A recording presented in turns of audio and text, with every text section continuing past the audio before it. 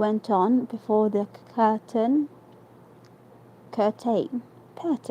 rose again, but when it became evident what a masterpiece of stage carpentering had been got up, no one murmured at the delay. It was truly superb. A tower rose to the ceiling. Halfway up appeared a window with a lamp burning in it, and behind the white curtain appeared Zara in a lovely blue and silver dress, waiting for Rodrigo. He came in gorgeous array, with plumed cap, red cloak, chestnut love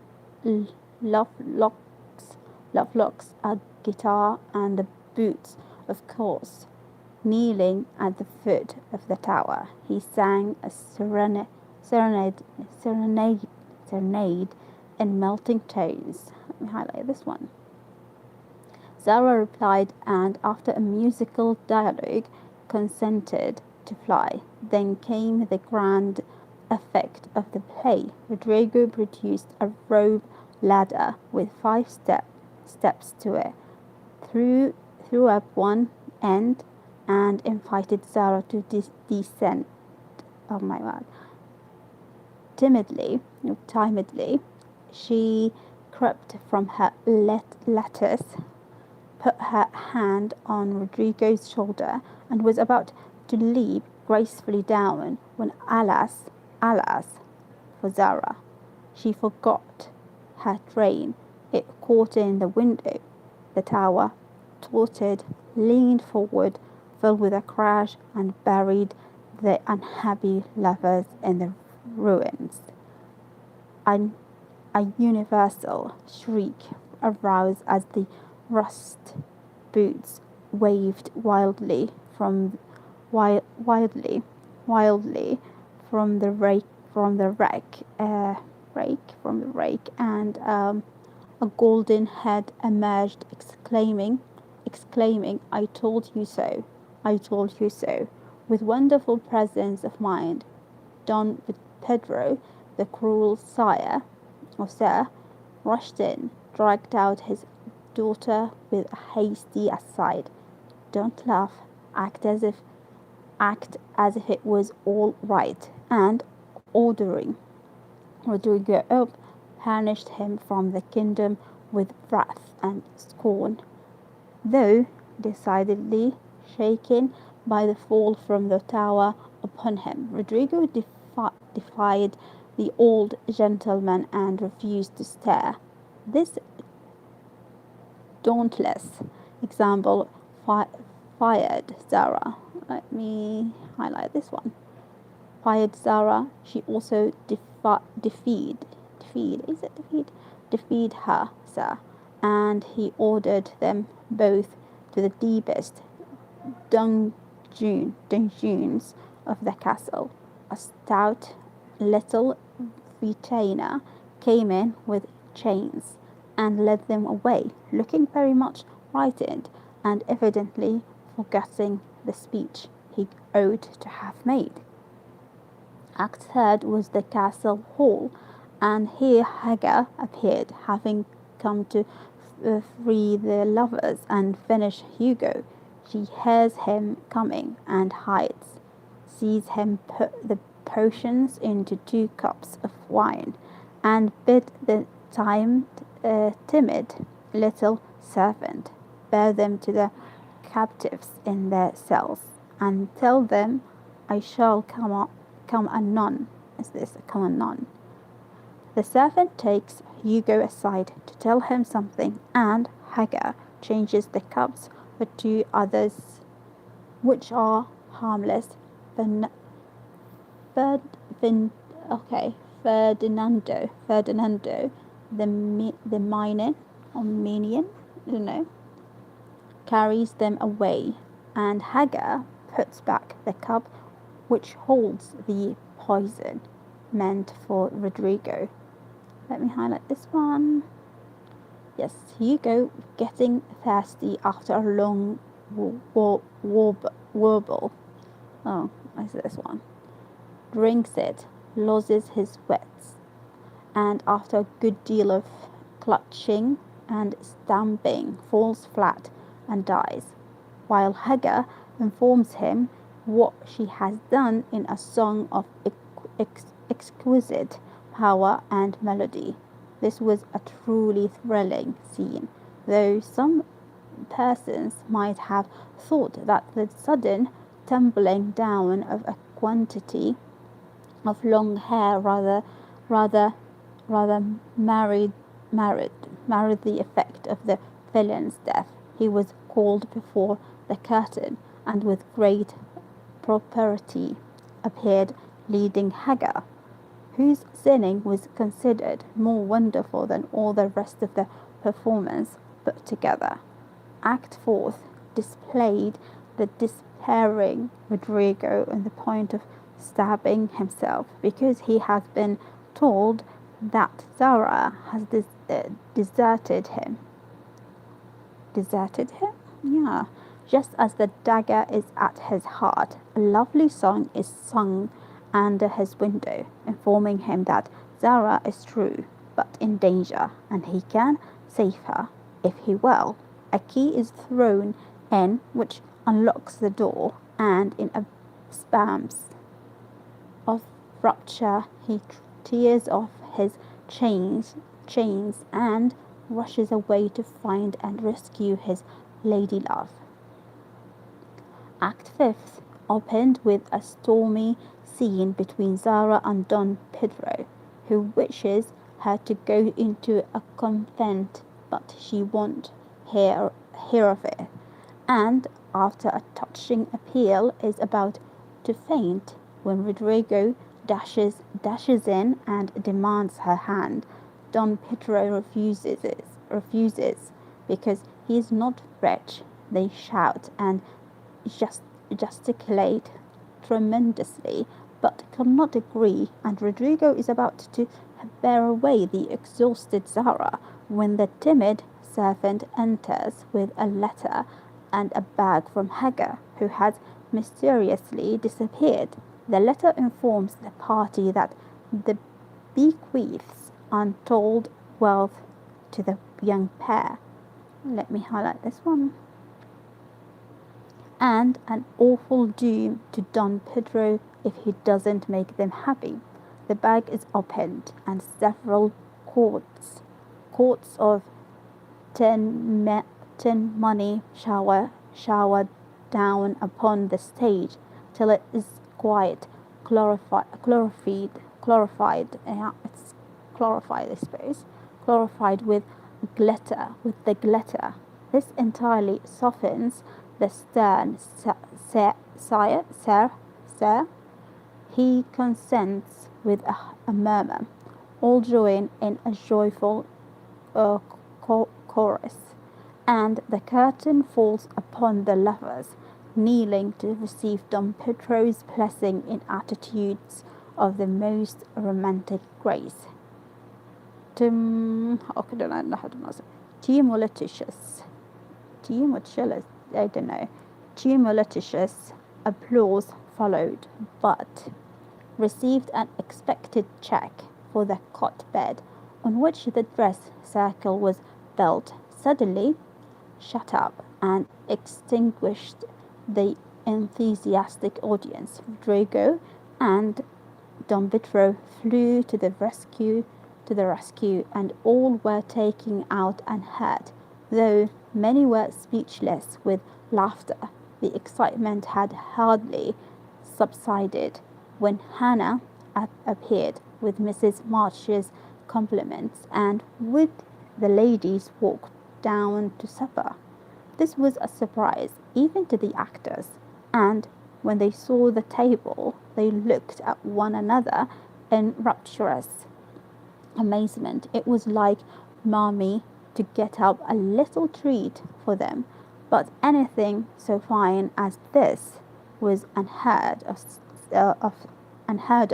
since the departed days of plenty.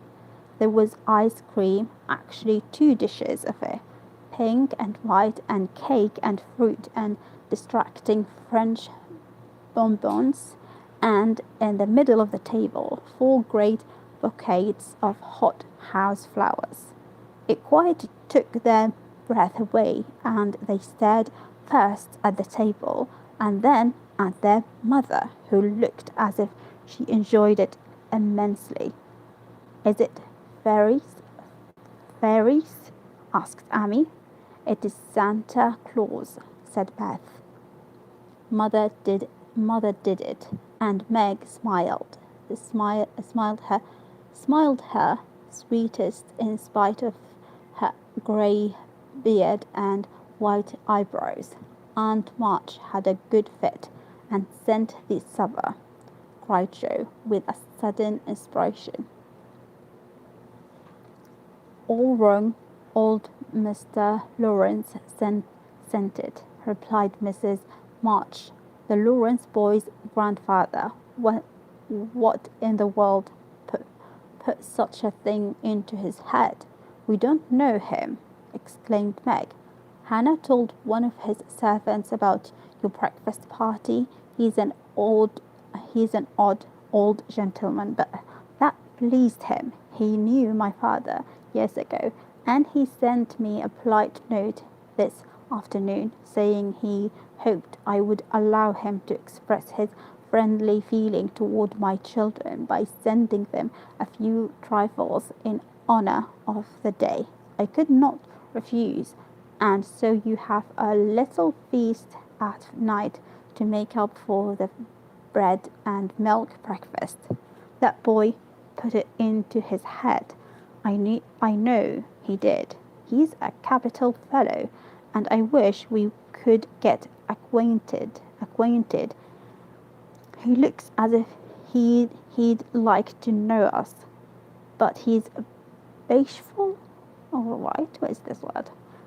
Bashful, and Meg is so prim she won't let me speak to him when we pass," said Joe as the plates went around, and the ice began to melt out of sight with ohs and ahs of satisfaction.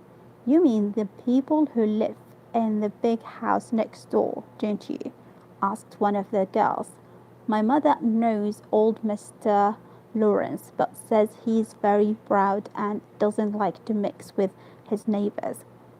He keeps his grandson shut up when he isn't riding or walking with his tutor, and makes him study very hard.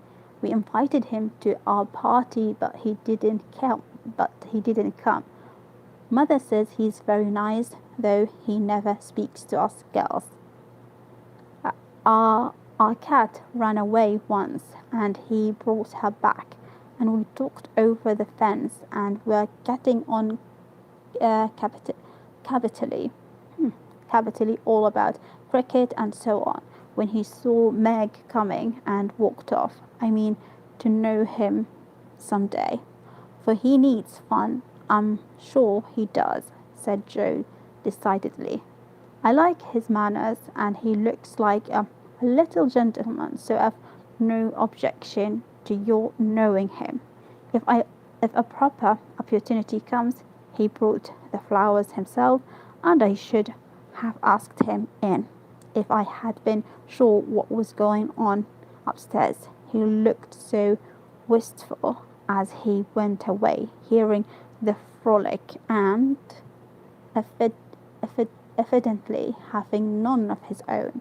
It is a mercy you didn't, Mother," laughed Joe, looking at her boots.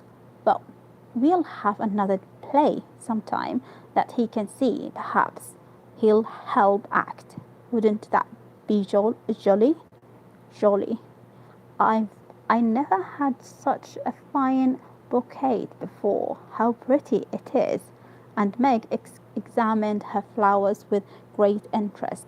"They are lovely, but Beth's roses are sweeter to me," said Mrs. March, smelling the half-dead posy in her belt. Beth nestled up to her. Let me highlight this one. To her, and whispered softly, "I wish I could send my punch to father. I'm afraid he isn't having such a Merry Christmas as we are. You see, 15 minutes. Quite good. The Lawrence boy. This is chapter 3. Jojo, where are you? Cried Meg, at the foot of the garret stairs. Here, answered a husky voice from above, and running up, Meg found her sister eating apples and crying over the hair of red Clivey, wrapped up in a comforter on an old three-legged sofa by the sunny window. This was Joe's favourite refuge, I think, and here she loved to retire with half a dozen rosettes. Yeah, this word again, like a pain in the neck, and a nice book, to enjoy the quiet and the society of a pet rat who lived nearby and didn't mind her a particle as Meg appeared. Scrabble whisked into his hole.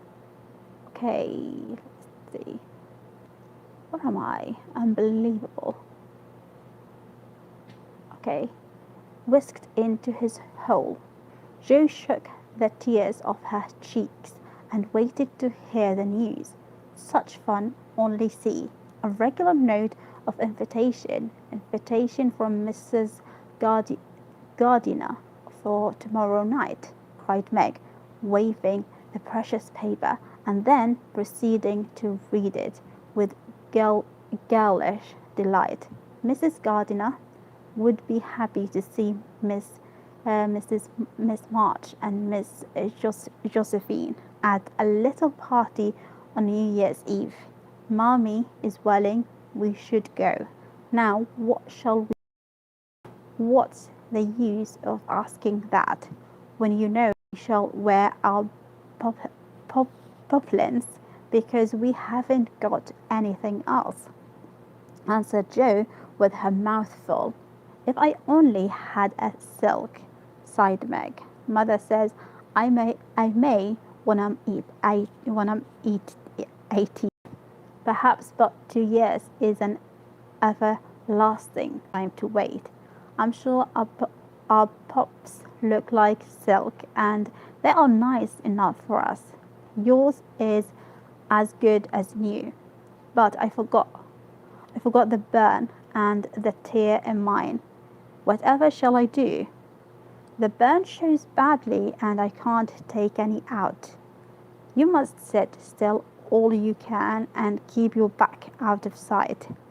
The front is all right. I shall have a new ribbon for my hair, and Mommy will lend me her little pearl pin, and my new slippers are lovely, and my as nice as I like. Mine are spoiled lemonade, and I can't get any new ones, so I shall have to go without, said Jo, who never troubled herself much about dress. You must have gloves, or I won't go, cried Meg decidedly. Gloves are more important than anything else. You can't dance without them. And if you don't, I should be so mortified. Then I'll stay still. I don't care much for company dancing. It is no fun to go sailing around. I like to fly about and cut capers. I think it's capers. Let me highlight this one. You can't ask Mother for new ones. They are so expensive, and you are so careless, she said. When you spoiled the others, that she shouldn't get you any more this winter. Can't you make them do? Asked Meg anxiously.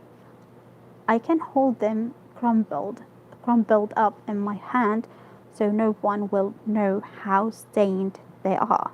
That's all I can do. No, I'll tell you how we can manage each wear, or one good one good one and carry a bad one. Don't you see? Your hands are bigger than mine, and you will stretch my glove dreadfully, began Meg, whose gloves were a tender point with her. Then I'll go without. I don't care what people say, cried Jo, taking up her book. You may have it, you may. Only don't stain it, and do behave nicely. Don't put your hands behind you, or stare, or say Christopher Columbus. Will you? Don't worry about me. I'll be as prim as I can, and not get into any scrapes if I can help it. Now, go and answer your note, and let me finish this splendid story. So Meg went away to accept with thanks, look over her dress, and sing blithely. What a lovely word, blithely. Blithely, as she did up her one real lace frill, while Jo finished her story, her 4 apples, and had a game of romps with Scrabble. Let me highlight this one. On New Year's Eve, the parlor was deserted, for the 2 younger girls played dressing maids, and the 2 older were absorbed in the all-important business of getting ready for the party, simple as the toilets were. There was a great deal of running up and down, laughing and talking, and at one time a strong smell of burnt hair pervaded the house. Meg wanted a few curls about her face, and Jo undertook to pinch the papered looks with a pair of hot tongs. Ought they to smoke like that? Asked Beth from her perch on the bed. It is the dampness drying, replied Jo. What a strange smell. It's like burned feathers, observed Amy, something her own pretty curls with a superior air. There, now, I'll take off the papers, and you'll see a cloud of little wrinkles. What is this one? Said Jo, putting down the tongs.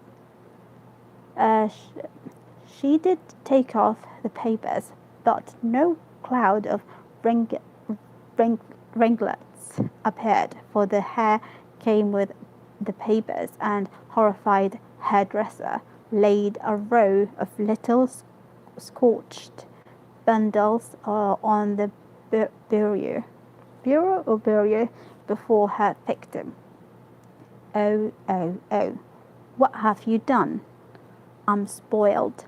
I can't go.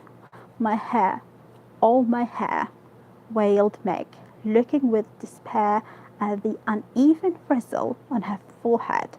Just my luck. You shouldn't have asked me to do it. I always spoil everything. I'm so sorry. But the tongs were too hot, and so I've made a mess, groaned poor Jo, regarding the black pancakes with tears of regrets. All right, 24 minutes. It isn't spoiled. Just frizzle it and tie your ribbon so that the ends come on your forehead a bit, and it will look like the last fashion. I've seen many girls do it so, said Amy, consolingly. Oh wow. Consolingly? No. Consolingly. I don't know how to pronounce this word. Let me give it a go. Consolingly. Don't know. Serves me right for trying to be fine. I wished I'd let my hair alone, cried Meg, petulantly. Oh wow, what is this one too? Petulantly. So do I. It was so smooth and pretty, but it will soon grow out again, said Beth, coming to kiss and comfort the shorn sheep. After various lesser mishaps, Meg was finished at last. Let me highlight this one. And by the united exertions of the family, Joe's hair was got up and her dress on. They looked very well in their simple suits. Meg in silvery drab with a blue velvet snood, lace frills, and the pearl pen. Joe in maroon with a stiff, gentlemanly linen collar and a white this one chrysanthemum